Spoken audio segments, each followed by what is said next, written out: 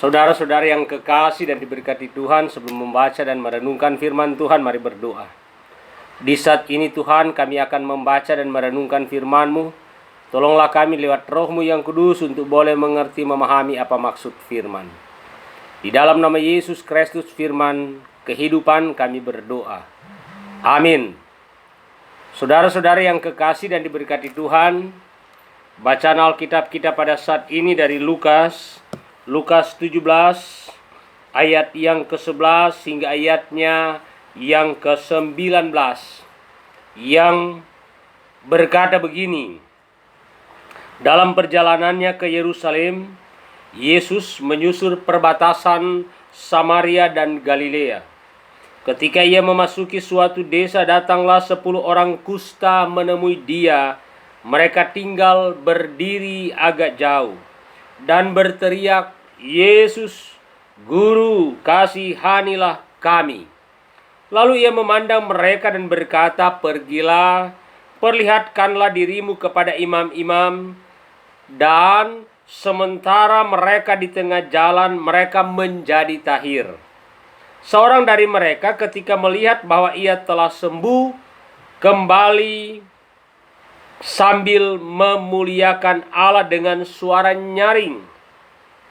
Lalu tersungkur di depan kaki Yesus dan mengucap syukur kepadanya. Orang itu adalah seorang Samaria. Lalu Yesus berkata, "Bukankah ke-10 orang tadi semuanya telah menjadi tahir? Di manakah yang 9 orang itu? Tidak adakah di antara mereka yang kembali untuk memuliakan Allah selain daripada orang asing ini?"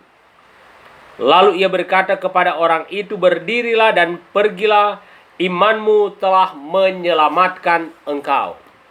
Saudara-saudara yang kekasih dan diberkati Tuhan, yang menjadi tema tahu berterima kasih dan mengucap syukur.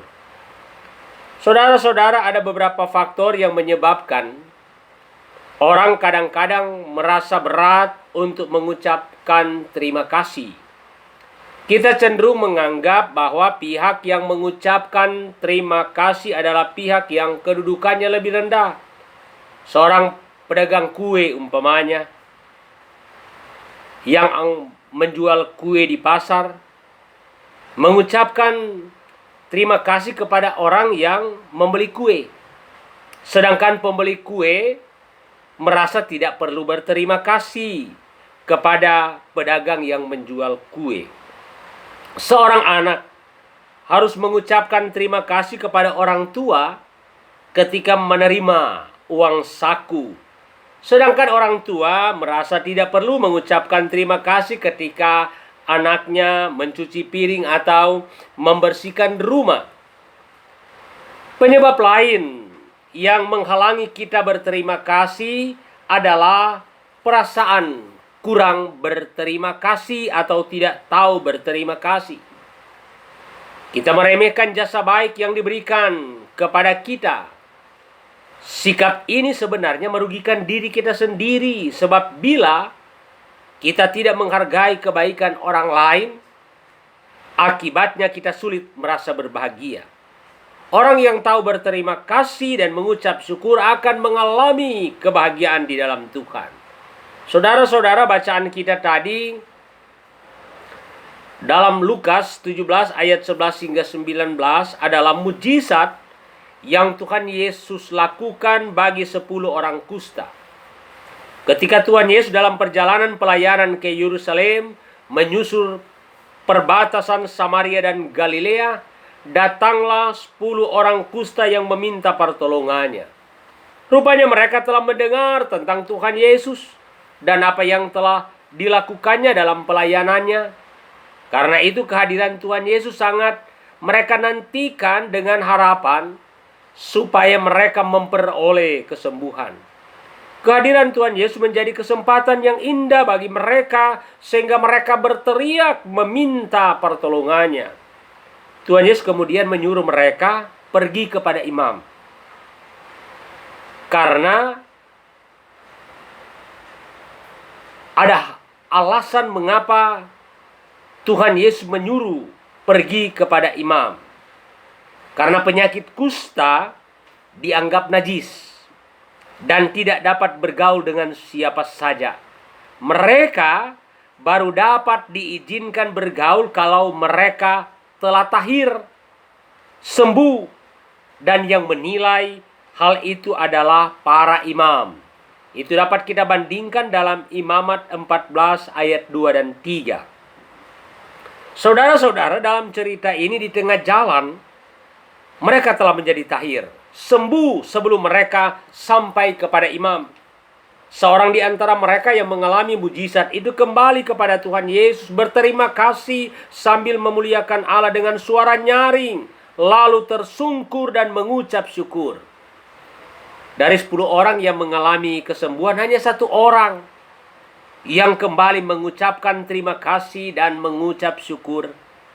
Tuhan Yesus tahu bahwa ada 10 orang yang datang minta pertolongan, dan ternyata yang kembali hanya 1 orang.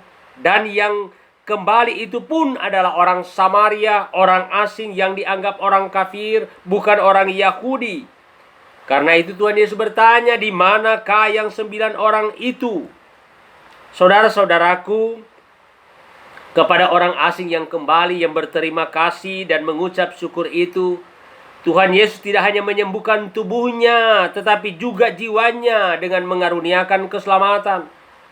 Firman Tuhan dalam konteks berterima kasih dan mengucap syukur, maka ada beberapa hal yang menjadi perenungan bagi kita. Yang pertama, jika kita jujur, sesungguhnya tidak ada sesuatu pun yang terjadi di dalam kehidupan kita di luar atau tanpa Tuhan.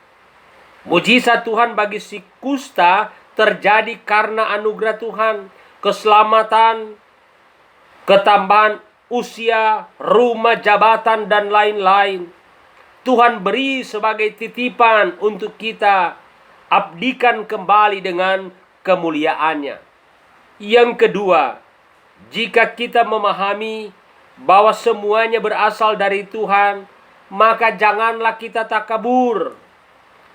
10 orang datang bersama-sama meminta pertolongan. Namun ternyata setelah mengalami kesembuhan, hanya 1 orang yang tahu berterima kasih dan mengucap syukur. Bukankah ada banyak orang yang mengalami anugerah Tuhan, namun kemudian melupakan Tuhan? Mereka menyangka bahwa semuanya dapat mereka peroleh karena kemampuan, karena keberhasilan, sebagai miliknya, sebagai kekuatannya sendiri. Yang ketiga, orang percaya mesti tahu berterima kasih dan mengucap syukur. Dalam hal ini kita perlu belajar dari 1 orang kusta tadi. Ia tersungkur di hadapan Tuhan Yesus. Yang nampak di sini bahwa ia merasa tidak pantas, siapakah saya? Hanya orang asing dan orang berdosa. Sikap merasa diri benar dan angkuh tidak akan mendekatkan kita pada Tuhan. Ia berseru dengan suara nyaring. Ia memahami kasih Allah. Orang yang mengalami kasih-Nya pasti akan menyaksikan Tuhan Yesus melalui kehidupan, lewat cara berpikir, lewat perkataan, lewat perbuatan. Ia mengucap syukur. Ia tahu berterima kasih atas perbuatan Tuhan yang besar. Ucapan syukur tidak berhenti dengan ibadah, tetapi harus bermuara pada kehidupan yang memuliakan nama Tuhan. Hidup si kusta sungguh menjadi kesaksian, sebab di dalam ucapan syukur ia memuliakan Tuhan. Saudara-saudara, ini kiranya juga menjadi dorongan yang kuat dalam kita menjalani hari-hari kehidupan. Banyak hal yang teralami dalam kehidupan ini yang juga dilihat sebagai anugerah daripada Tuhan. Dan Tuhan ingin supaya kita tidak hanya menerima berkat daripadanya, tetapi juga hidup yang menjadi berkat dengan menghargai hidup dan tahu berterima kasih serta mengucap syukur. Amin.